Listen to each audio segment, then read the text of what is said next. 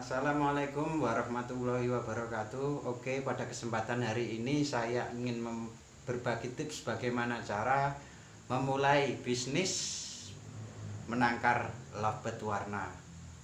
Langsung saja, yang pertama tentu kita harus mempunyai niat dan kemauan keras dan juga motivasi agar kedepannya tentu berjalan dengan baik dan lancar sehingga kita bisa fokus.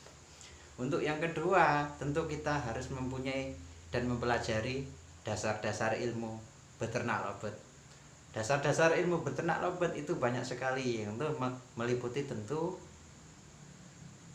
istilahnya cycling lovebird, kemudian cara merawat dan juga cara perjodohan serta teknik beternak apa yang akan kita lakukan.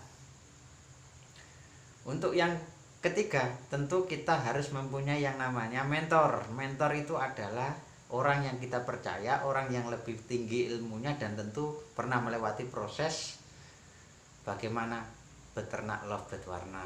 Jadi mentor ini sifatnya adalah guru bagi kita. Tentu orang-orang yang mempunyai kompeten dan memang mempunyai pengalaman lebih dan bisa kita percaya. Setelah itu, tips yang keempat tentu apa? Tentu yang keempat adalah menentukan peternakan menentukan indukan yang akan kita ternak. Nah, di sini kita bisa menanyakan kepada mentor kita dari ilmu yang kita pelajari di mereka. Jadi di mentor kita itu apa sih yang cocok buat kita? Jadi apa sih warna lovebird ya yang lagi cocok buat kita lah sebagai pemula. Dari situ kita bisa menentukannya. Jadi saya sarankan untuk teman-teman yang ingin memulai breeding tentu harus membeli burung yang kualitasnya bagus. Jadi kualitas bagus itu apa? Ya kualitasnya yang memang tidak menyalahi gen. Jadi kita beli burung atas rekomendasi mentor kita.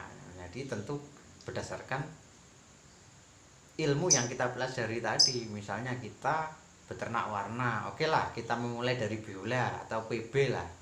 Kenapa? Harganya kan sekarang untuk lovebird PB mungkin nggak terlalu mahal ya, nggak seperti 2 tahun yang lalu harganya wah gitu. Sekali jual bisa dapat motor. Kenapa? Karena saya juga ngalami waktu itu biola, sempat beli biola harganya pun ya puluhan juta. Jadi kita mulailah, misalnya kita PB apa? Nah, di situ kan banyak nanti ilmu cyclingnya.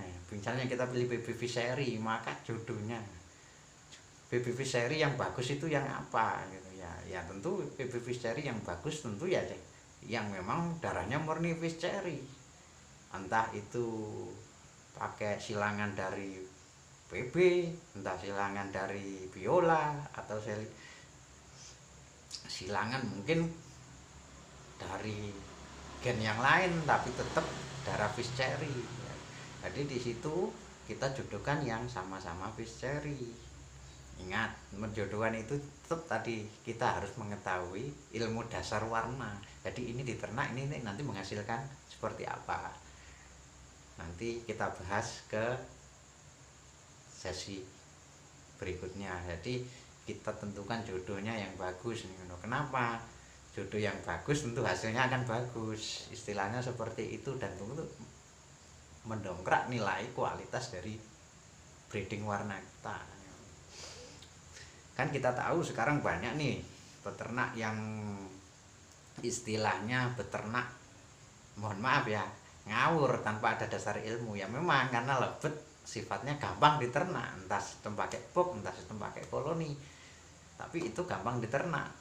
Ya kita tahu yang bertahan dan yang dihargai oleh pecinta warna tentu yang hasilnya paling bagus. Yang jelek ya masuknya ke bedak dengan harga bedak seperti itu. Setelah kita tahu hasilnya, maka kita apa? Kita setelah mempunyai indukan yang siap untuk kita ternak, yang menurut ilmu kita bagus untuk kita ternak, maka fokus berikutnya adalah seperti apa sih sistem kita beternak. Saya sarankan untuk yang memulai breeder sebaiknya menggunakan teknik box. Jadi memisahkan tiap indukan itu dalam satu wadah atau box ya. Untuk box kotak itu bisa dibeli di pasar, entah merek apapun ya, sekitar antara 120 sampai 150 tergantung merek ya, karena merek memang berpengaruh pada harga, untuk kualitas barangnya juga. Jadi kenapa saya menyarankan untuk box istilah sistem individu itu, kenapa? Karena perawatannya biar maksimal gitu. Jadi kita bisa menentukan pemberian pakan, vitamin di tiap-tiap masing indukan. Jadi ingat, kita tahu ya, namanya indukan burung itu mempunyai karakter yang berbeda-beda. Jadi cara penyajiannya, cara pemberiannya pun berbeda-beda. Jadi saya menyarankan box itu, kenapa? Agar kita bisa bisa fokus untuk mendapatkan hasil yang bagus. Ingat, warna itu ditentukan dari perjodohan yang kita lakukan. Misalnya kita ingin mencetak varian Biola Ewing atau varian split apa, maka ya itu tadi, kita ditentukan dari sistem perjodohan yang kita lakukan tadi. Jadi di situ ada ilmunya. Jadi ilmu itu harus kita pelajari, tentu dengan mentor yang tepat. Jadi kita bisa sharing, atau mungkin kalau kita kuranglah mendapatkan ilmu di mentor kita bisa carilah di media sosial seperti YouTube yang banyak kan. Di situ bagaimana cara menyilangkan. Oke, nanti kita pelajarilah di waktu berikutnya. Oke, setelah kita lakukan yang tadi yaitu beternak, maka hal berikutnya tentu adalah fokus. Jadi di sini fokus itu melatih kesabaran kita. Jadi beternak lobet itu memang sangat-sangat melatih kesabaran dan juga daya ingat kita. Kenapa nih, kenapa seperti itu? Karena ya kita kan kadang yang namanya pemula beternak kan, pasti kita kan tidak tahu, mungkin pengen lah gitu, begitu telur itu kita buka geledoknya, berharap apa? Berharap burung itu sudah netes dan bisa kita angkat. Tapi yang namanya pemula biasanya apa efeknya di itu, kita belum paham yang namanya karakter burung. Karakter burung itu seperti apa kan berbeda-beda. Ada yang mentalnya bagus, dibuka seperti ini seperti itu, oke saja. Bagaimana dengan burung yang mentalnya nggak seperti itu, buka cep tiba-tiba hilang? Wah, kan kita yang rugi sendiri. Maka kita harus sabar lah, nunggu yang baik seperti apa.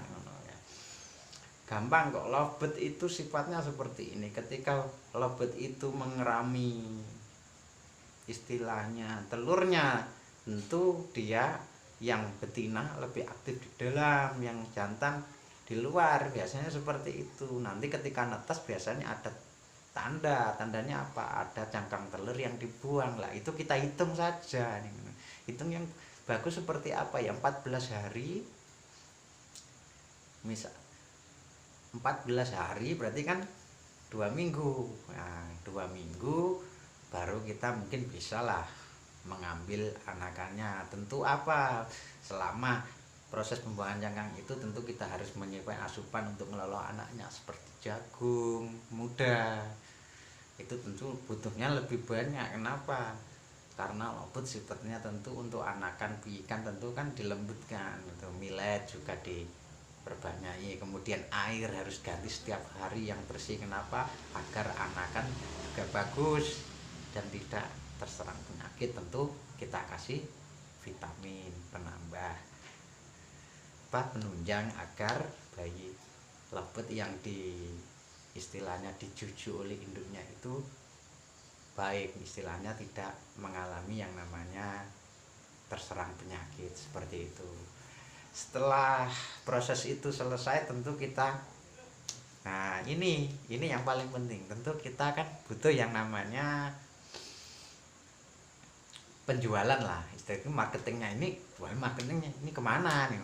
Tenang, kalau kita orang yang pengagum kualitas ya, pengagum burung lobet, kualitas warna dari hasil ternakan kita ya, yang sudah bagus, pola perawatan bagus, maka hal yang berikutnya kan tentu kita marketingnya gimana. Saran saya tentu kita harus memperbanyak posting foto burung kita, fotonya ternakan kita, dan juga foto anakan dari hasil breeding kita itu di mana, di sosial media seperti Facebook. Dan yang paling penting tentu kita harus mengetag ini apa, menandai teman kita yang di Facebook itu. Usahakan teman-teman yang kita tag ini adalah orang-orang yang pengalaman dan mempunyai nama besar di dunia lovebird warna, istilahnya breeding kenamaan lah. Jadi manfaatnya apa di situ ketika kita ngetek burung kita yang memang kualitasnya bagus, karena kita istilahnya memanset dari awalnya memang warna yang bagus, maka otomatis teman kita apa yang kita tag tadi melihat, dan temannya yang bukan teman kita pun akan melihat kualitas dari hasil tangkaran kita. Imbasnya apa? Mereka pun akan melihat, lama-lama kan mereka kan juga akan menghubungi kita juga dengan, Mas burungnya kan bagus ini kan berapa ini lah. Itulah strategi marketing yang pertama. Untuk yang kedua seperti apa? Ya namanya breeder pemula, breeder warna pemula. Jadi untuk sesi apa, untuk langkah selanjutnya tentu kita harus mengikuti yang namanya lomba beauty contest warna. Kenapa? Hal itu tentu untuk menunjang. Yang kedua tentu untuk mencari pengakuan lah, kita ini punya burung materi bagus, jadi kita harus mengikuti yang namanya kontes. Mana mungkin kita bilang ini loh burung saya kualitas bagus, tapi tidak pernah ada yang namanya pengujian di lapangan. Jadi juri yang menilai. Kenapa? Juri beauty contest kan mempunyai dasar-dasar ilmu yang memang sudah bagus nih, memang sudah baku, ini loh burung bagus nih. Makanya di situ kan ada yang namanya box kontes seperti itu, burung ditaruh di situ, posturnya bagus, warnanya bagus, kriterianya masuk semua lah. Nanti kita kan di situ kan ada yang namanya diambil kan kejuaraan lah, 1 2 3 4 sampai 10 misalnya lah, seperti itu. Jadi di situ otomatis nilai dari ternakan kita terangkat. Jadi penggemar warna pun akan menghargai kualitas dari breeding kita. Intinya apa? Intinya orang pun tidak akan pernah menghargai burung kita semaunya. Nawar pun nggak akan semaunya. Karena kenapa? Karena mereka tahu kita adalah pemain warna. Seperti itu. Tapi kalau kita tidak pernah, hanya asal ternak dan bicara kualitas, siapa yang percaya? Seperti itu. Orang ternak misalnya di kelas lovebird suara lah, kekean, singing, siapa yang percaya burung kita bagus kalau kita nggak pernah lomba, nggak pernah juara, nggak pernah post di Facebook? Pasti yang ya peternak-peternak abal-abal, istilahnya peternak-peternak yang memang asal ternak ya. Jadi orang akan menghargai burung itu dengan asal-asalan juga. Jadi jangan marah kalau ada orang yang nawar burung dengan harga murah. Biasanya ya seperti itu, karena istilahnya eksistensi kita di dunia burung itu belum dikenal oleh mereka. Jadi saya harap untuk teman-teman kalian memulai breeding, saya sarankan lah, istilahnya saya sarankan apa yang pernah saya alami. Ini adalah hasil dari pengalaman saya selama beternak lovebird. Ingat, kualitas yang terbaik adalah yang dicari. Kualitas warna menentukan harga.